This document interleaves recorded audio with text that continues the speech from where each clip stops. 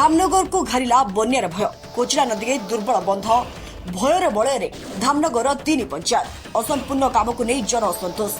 लगाण वर्षा और लघुचाप जनित वर्षा धामनगर ब्लॉक अंचल बेहाल हो पड़ा बेले एवं कोचिला नदी दुर्बल बंध शैल ग्रामवासी मध्य छनका सृष्टि करिछि। नदीबंध कौन मुहूर्त में भांगी आशंक अंचलवासी आतंकित अवस्था रही। शैल निकटर जगन्नाथ धड़ घर पाखरे कोचिला नदीबंधटी गत 2 वर्ष हेब बारंबार धसुछि। याकु दृष्टि रखी गत वर्ष मंत्री सूर्यवंशी सूरज भद्रक जिलापाल और जलसेचन विभाग वरिष्ठ अधिकारी माने घटनास्थल परिदर्शन करथिले। स्थायी समाधान निमंते 2 कोटी टंका मंजूर हेबा सहित टेंडर मध्य करा जायतिला। तेबे ठिकादार को खामखियाली मनोभाव जोगु निर्धारित समय काम कले नहीं। प्रथम बन्या जल आसिबा मात्रे नदीबंधक अवस्था अधिक खराब होइछि। यार प्रभाव में अर्जुनपुर पधारी और हसनाबाद पंचायत बहु ग्रामवासी विपद संकुल अवस्था रही। एने धामनगर जलसेचन विभाग एसडीओ शंभुनाथ मल्लिक कहते जो ठिकादार काम करना विरोध में कड़ा कार्यानुष्ठान ग्रहण कर वर्तमान बंध को अस्थायी भाव मरामती कर साधारण जनता भयभीत होबार कौन आवश्यकता नहीं। बंध सुरक्षित रही खूब शीघ्र यार स्थायी मरामती कर अधिकारी प्रतिश्रुति पर साधारण लोकों मध्य आशंका दूर हुई नहीं।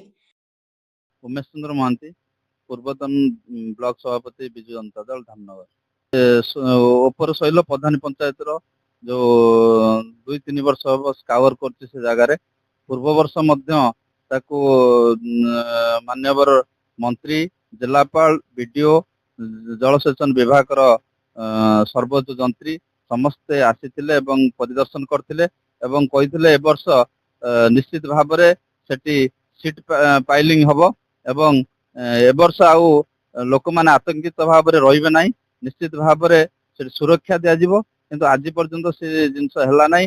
दैनिक कॉन्ट्रैक्टर जे नैथिले आमे सुनुचु से काम आउ कले नै। बहुत दिन पूर्व से मना करथिले काम करिया पई किंतु जलसेचन विभाग उदासीनता फल एवं सरकार उदासीनता फल आज से दैनिक कॉन्ट्रैक्टर आसिलेनी काम करिया पई। ए वर्ष मध्य सही परिस्थिति सेठी सृष्टि होईची।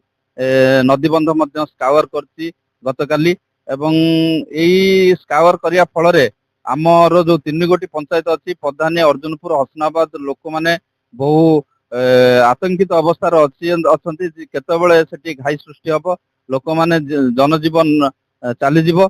से आम दृढ़ भाव में दाबी करचु जे कि सरकार पाखरे जे कि यथाशीघ्र।